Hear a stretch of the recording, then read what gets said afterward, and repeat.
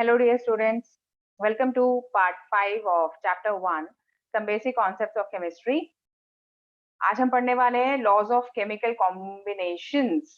ये जो गवर्न करते हैं, जब एलिमेंट से हमने पढ़ा है प्रीवियस लेक्चर्स में, एलिमेंट से कंपाउंड बनते हैं। एलिमेंट और कंपाउंड दोनों ही क्या होते हैं? प्योर सब्सटेंसेस होते हैं। तो जब एलिमेंट तो एलिमेंट है, नेचुरल स्टेट में एग्जिस्ट करता है, ठीक है। हम लोग एलिमेंट्स नहीं बनाते हैं। एलिमेंट्स जो हैं वो कंपाउंड्स बनाते हैं आगे, राइट। एलिमेंट्स नेचुरली एग्जिस्ट करते हैं।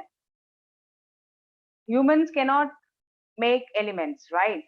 सो एलिमेंट्स से जब कंपाउंड्स बनाते हैं तो उसको 5 लॉज, उसके बारे में बात करते हैं, ठीक है। 5 लॉज उसको गवर्न करते हैं, कैसे बनते हैं। बहुत ही इंटरेस्टिंग टॉपिक है, आइए समझ लेते हैं इसको। वीडियो अच्छी लगे तो लाइक एंड शेयर कीजिएगा इसको, और सब्सक्राइब कर लीजिए चैनल अगर अभी तक आपने नहीं किया है, सो दैट कोई इंपॉर्टेंट नोटिफिकेशन आपसे मिस ना हो। तो कि ये सारी जो लेक्चर्स हैं वो पार्ट्स में है, और एक भी पार्ट अगर आपका मिस होगा तो दूसरा पार्ट आपको समझने में दिक्कत आएगी। इसलिए मैं नहीं चाहती आपसे कोई भी नोटिफिकेशन मिस हो। आप चैनल को सब्सक्राइब कर लीजिए। चलिए आगे बढ़ते हैं। सबसे पहला लॉ है law of conservation of mass. ये अपने आप में ही, अपने नाम से ही सब कुछ बता रहा है आपको। इसमें क्या कह रहा है? एंटोइन लेवोइजियर ने 1789 में ये लॉ दिया था। उन्होंने काफी सारे एक्सपेरिमेंट्स किए, बहुत सारे कंबशन रिएक्शंस किए, और उन्होंने ये फाइंड आउट किया कि सारे, चाहे फिजिकल चेंजेस हो चाहे केमिकल चेंजेस हो, मास में कोई फर्क नहीं आता। There is no net change in mass during the process. Process के बाद, मतलब जो भी आप रिएक्टेंट्स लेंगे, सपोज आपने मास का ऐसा यूनिट क्या होता है, हमने प्रीवियस लेक्चर्स में पढ़ा है। जल्दी से रिकॉल कीजिए, एक सेकंड के लिए वीडियो पॉज कीजिए और रिकॉल कीजिए, और कमेंट्स में लिख के बताइए या अपनी नोटबुक में लिखिए। किलोग्राम होता है। There is no net change in mass. अगर सपोज आप x kg ऑफ रिएक्टेंट्स लेते हैं पहले, तो आपको x kg ऑफ प्रोडक्ट ही मिलेगा, right. This is x kg of product. It is like weight, उसका फर्क हो सकता है, कुछ लॉस हो सकता है, कुछ लॉस हो सकता है, बट जो मास होगा, मास सेम होगा। तो जो भी आपने, जितने भी रिएक्टेंट्स लिए हैं, जितने भी जो भी मास था उसका, सपोज x किलोग्राम मास था, तो मास उसका रिएक्शन के बाद भी x किलोग्राम ही रहेगा, चाहे कुछ भी हो, चाहे वेट में फर्क हो, चाहे कुछ हो, बट जो मास है वो सेम रहेगा। तो matter can neither be created nor destroyed. What is the law? Law states that matter can neither be created nor destroyed, right? तो मैटर मैटर ही रहता है। और मैटर क्या होता है? anything that occupies space and has mass is matter, as simple as that, right? So matter can neither be created nor destroyed, but it can be converted from one form to another. वो हम आगे पढ़ेंगे। ये law उसके बारे में नहीं बताता, ये सिर्फ कंजर्वेशन ऑफ मास के बारे में जो बता रहा है, वो इतना ही बता रहा है कि matter can neither be created nor destroyed, ठीक है। नेक्स्ट आता है लॉ ऑफ डेफिनेट प्रोपोर्शंस और लॉ ऑफ डेफिनेट कॉम्पोजिशन। ये किसने दिया था? ये एक फ्रेंच केमिस्ट थे, जोसेफ प्राउस्ट, उन्होंने दिया था। और वो एक्सपेरिमेंट क्या कर रहे थे? He was working with 2 samples of cupric carbonate. एक उन्होंने नेचुरल लिया और एक उन्होंने सिंथेटिक लिया। He found that composition of elements present in both the samples were same. ये आप यहाँ से देख सकते हैं। नेचुरल सैंपल में भी जो कॉपर था वो 51.35% था, और सिंथेटिक सैंपल में भी 51.35% था। कार्बन में अगेन 9.74, तो 9.74 ही, और इसमें ऑक्सीजन का भी सेम ही कॉम्पोजिशन था। तो उन्होंने लॉ क्या डिराइव किया? लॉ क्या उन्होंने स्टेट किया? उन्होंने बोला कि कोई भी आप ले लो, irrespective of the source, a given compound always contains same elements combined together in the same proportion by mass. ऐसा नहीं है क्योंकि हम कंपाउंड को, हम पढ़ चुके हैं कि कंपाउंड एक प्योर सब्सटेंस होता है तो उसकी कॉम्पोजिशन सेम होती है। एक डेफिनेट रेशियो में जो एलिमेंट्स होते हैं वो कंबाइंड होते हैं, राइट। तो क्या होता है इसमें कि अ गिवन कंपाउंड कहीं से भी आप उसको लेंगे, चाहे धरती से लेंगे, चाहे आकाश से लेंगे, चाहे पानी से उठाएँगे, कहीं से भी आप उठाएँगे, सिंथेटिकली बनाएँगे। अगर आप एक पर्टिकुलर कंपाउंड बना रहे हैं, तो उसका हमेशा it will contain same elements combined together in the same proportion by mass. Same proportion by mass. ठीक है? और एक और दूसरे शब्दों में कैसे कह सकते हैं इसको? He stated that a given compound always contains exactly the same proportion of elements by weight. Proportion of elements by weight. ये देखिए परसेंटेज यहाँ पे निकाल के रखी हुई है। इसका वही मतलब है कि अगर हम कपरिक कार्बोनेट लेंगे, तो चाहे ये साइंटिस्ट ने जो जोसेफ प्राउस ने बताया, नेचुरल सैंपल में भी उनको वही कॉम्पोजिशन मिला और सिंथेटिक सैंपल में भी वही कॉम्पोजिशन मिला। तो ही कंक्लूडेड विद दिस सैंपल, उन्होंने काफी सारे एक्सपेरिमेंट किए थे, राइट? काफी सारे एक्सपेरिमेंट करने के बाद ही कंक्लूडेड दैट कि same proportion of elements by weight होगा एक कंपाउंड में, मतलब मास भी उनका सेम होगा और वेट से भी वो सेम होंगे। दोनों जो डेफिनेशंस है आपके एनसीईआरटी बुक में दी गई हैं, दोनों को मैंने इस तरह से इकट्ठा यहाँ पे इंक्लूड किया है, सो दैट आप इन दोनों को इकट्ठा नोट डाउन करके एग्जामिनेशन में लिखेंगे तो आपके मार्क्स कहीं नहीं जा सकते।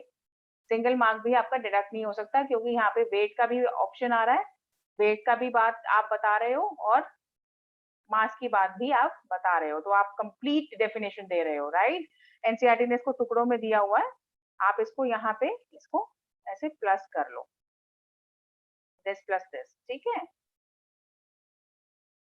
नेक्स्ट आ गया लॉ ऑफ मल्टीपल प्रोपोर्शंस। ये थियरी किसने दी थी? ये लॉ किसने दिया था? डाल्टन ने दिया था 1803 में, ठीक है? कब करते हुए दिया था? Hydrogen combines with oxygen to form two compounds, namely water and hydrogen peroxide. अब water के लिए 2 ग्राम plus 16 gram gives you 18 grams of water, and यहाँ peroxide में 2 grams plus 32 grams is giving you 34 grams. तो यहाँ जो बात हो रही है, वो बात हो रही है ऑक्सीजन की, ठीक है? ये वाले ऑक्सीजन की बात हो रही है यहाँ। ये तो कांस्टेंट है, ये तो दोनों 2 ग्राम है, ये 2 ग्राम है, ये 2 ग्राम है। बात इसकी नहीं हो रही, बात रेशियो की इसकी हो रही है, जो सेकेंड रिएक्टेंट है। अब देखिए लॉ क्या इन्होंने डिराइव किया। If two elements can combine to form more than one compound, obviously दो एलिमेंट्स हैं, तो ऐसा तो नहीं है कि वो सिर्फ एक ही कंपाउंड बनाएंगे, ठीक है? बहुत सारे कंपाउंड्स बना सकते हैं वो। तो उसको क्या मल्टीपल प्रोपोर्शंस क्या कह रहा है? If two elements can combine to form more than one compound, the masses of one element that combine with a fixed mass of other element are in the ratio of small whole numbers, right? ये कुछ भी random नहीं हो सकता। जैसे hydrogen plus oxygen यहाँ 2 ग्राम के साथ 16 ग्राम रिएक्ट कर रहा है, तो ऐसा नहीं होगा कि हाइड्रोजन जो है यहाँ पर यहाँ 17 ग्राम आ जाएगा ना, ऐसा नहीं हो सकता। नो, दिस इज रॉन्ग, क्योंकि 16 और 17 का होल नंबर में रेशियो नहीं है। अगर यहाँ पे सिर्फ नंबर्स कहा होता, सिंपल एक रेशियो कहा होता, अगर ये डेफिनेशन सिर्फ यहाँ तक होती, तो 17 हो सकता था, कुछ भी हो सकता था, कोई भी नंबर हो सकता था। बट अब इन्होंने कहा है it is in the ratio of small whole numbers, तो यहाँ स्मॉल होल नंबर्स में ही आना पड़ेगा। Here the masses of oxygen that is 16 and 32 which combine with a fixed mass of hydrogen that is 2 gram bear a simple ratio that is 16:32 और 1:2। अब 32 के अलावा आप उसके आगे और कर सकते हैं। 16 3 जा क्या होता है? 16 1 16, 16 2 जा 32, 16 3 जा 48, 16 4 जा 64। तो कोई ऐसा एलिमेंट भी होगा जिसमें कि ऑक्सीजन का जो लेवल होगा या ऑक्सीजन का जो मास होगा, हाँ, वो 64 ग्राम्स होगा। राइट, 64 ग्राम्स हो सकता है, राइट। बहुत ही इंटरेस्टिंग सा ये एक कॉन्सेप्ट है, क्योंकि इसमें आपस में बात नहीं हो रही है, एक रिएक्शन में ये एक पर्टिकुलर रिएक्शन है, राइट। ये एक पर्टिकुलर रिएक्शन है आपकी, hydrogen plus oxygen is giving you water, ये एक रिएक्शन है। बट यहाँ पे हम दो अलग अलग रिएक्शंस में एक फिक्स्ड मास वाला कॉन्स्टिट्यूएंट, एक फिक्स्ड मास वाला कॉन्स्टिट्यूएंट और एक वेरिएबल कॉन्स्टिट्यूएंट की बात कर रहे हैं। तो वेरिएबल कॉन्स्टिट्यूएंट जो है वो कैसे वेरी करेगा, वो होल नंबर के रेशियो में वेरी करेगा। तो this is very important, please underline it.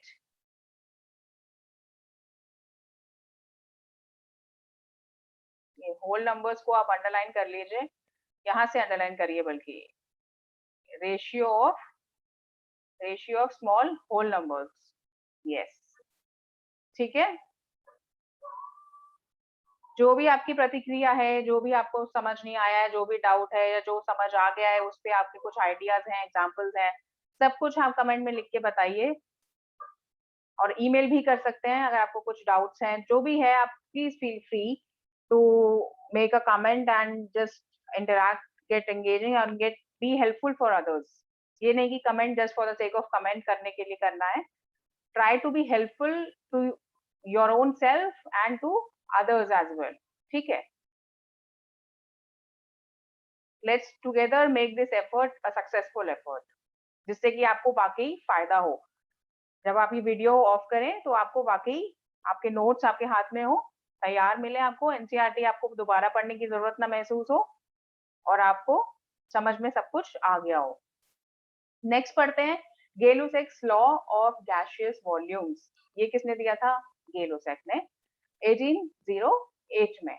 क्या है ये बेसिकली कह रहा है when gases combine or are produced in a chemical reaction, they do so in a simple ratio by volume, provided that all gases are at same temperature and pressure, right?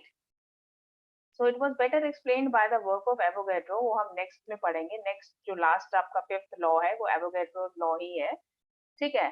Avogadro ने इस चीज को 3 साल बाद एक better तरीके से बताया था। कैसे बताया था वो अभी जानेंगे थोड़ी देर में। एग्जाम्पल देख लेते हैं। या 100 ml of hydrogen combined with 50 ml of oxygen to give 100 ml of water vapor. Hydrogen is 100 ml, oxygen is 50 ml, water is 100 ml. So thus the ratio of volumes of hydrogen and oxygen which combine are bear a simple ratio 2:1. अब देखिए, note बहुत important है इसका। Note मैं आपसे कहूंगी कि आप पूरा का पूरा हाइलाइटेड होना चाहिए ये। तो law of sorry, I am sorry, the law of definite proportions,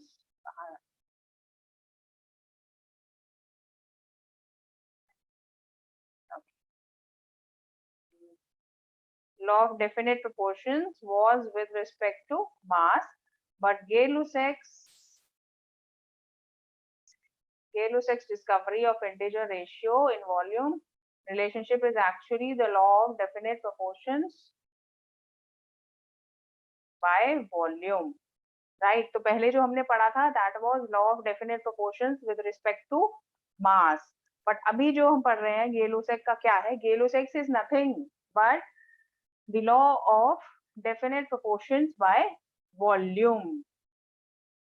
तो वॉल्यूम, एक सेट वॉल्यूम पे ही गैसेस रिएक्ट करती हैं। गैसेस के बारे में है, नाम ही है Gay Lussac's law of gaseous volumes, right. तो गैसेस की वॉल्यूम्स, किस तरह से गैसेस रिएक्ट करती हैं, किस तरह से वॉल्यूम होती है, ठीक है, ये उस पे लॉ है।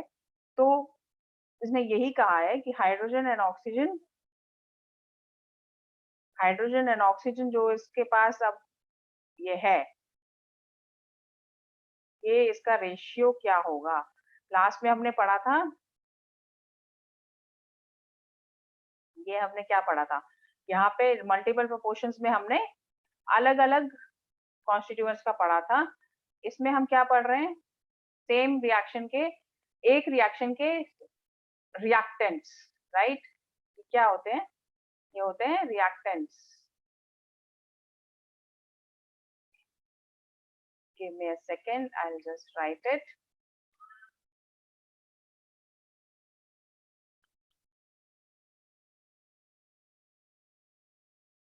Reactants of same reaction.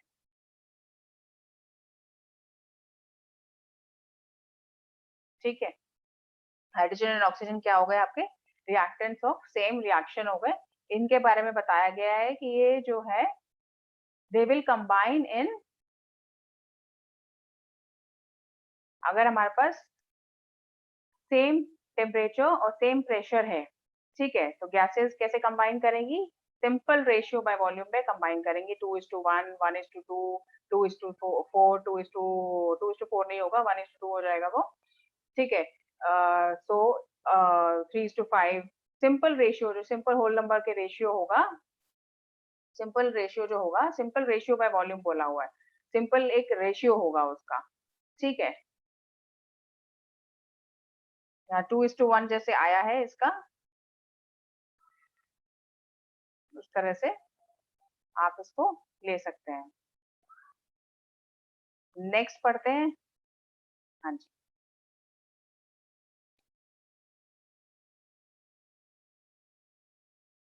Just a second, मैं इसको रिएक्टेंट्स जो लिखा है इसको मैं इरेज कर रही हूँ, आपने नोट कर ही लिया होगा फिर तक, क्योंकि आपको अदरवाइज 100 ml और 50 ml नहीं नजर में आएगा, ठीक है।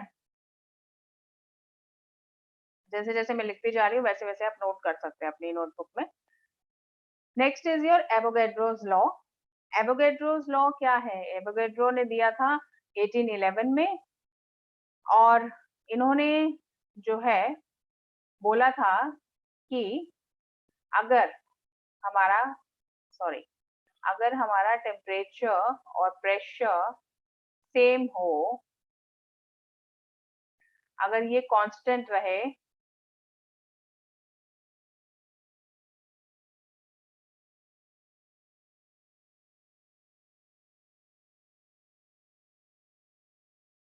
ठीक है,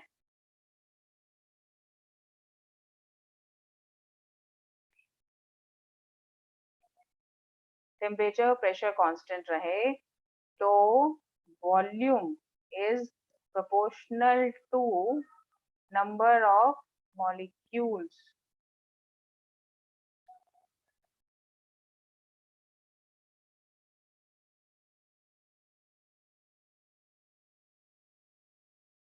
ठीक है। वॉल्यूम, इक्वल वॉल्यूम्स एक बार पढ़ लेते हैं, equal volumes of all gases at the same temperature and pressure should contain equal number of molecules, right?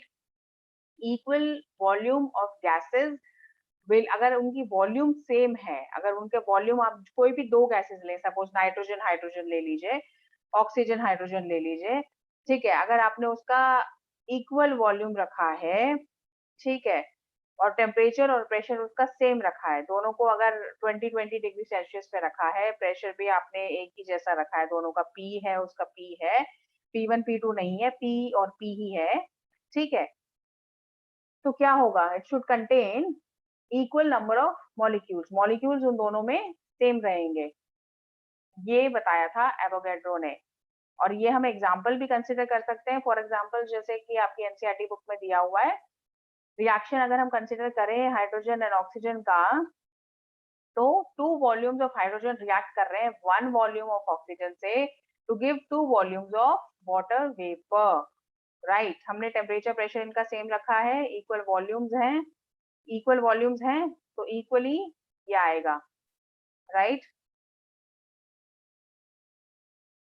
यहाँ पे 2 वॉल्यूम्स हैं, ऐसा नहीं है कि वन वॉल्यूम हाइड्रोजन इकट्ठा होके जो है 3 वॉल्यूम्स ऑफ वाटर वेपर बनाएगा, नहीं, ये 2 ही बनाएगा, क्योंकि इक्वल जो हमारे पास मॉलिक्यूल्स हैं वो सेम होने चाहिए, right, should contain equal number of molecules, ठीक है। तो इसके बाद हम पढ़ेंगे अगला टॉपिक नेक्स्ट क्लास में। टिल देन आप सब्सक्राइब कर लीजिए चैनल को, सो दैट आपके पास नोटिफिकेशन सब टाइमली आ जाए, and please like and share the video if you really did it, okay। I'll see you in the next class, part 6 of the class. Till then, be happy and keep studying. Happy studying. Bye bye. Take care.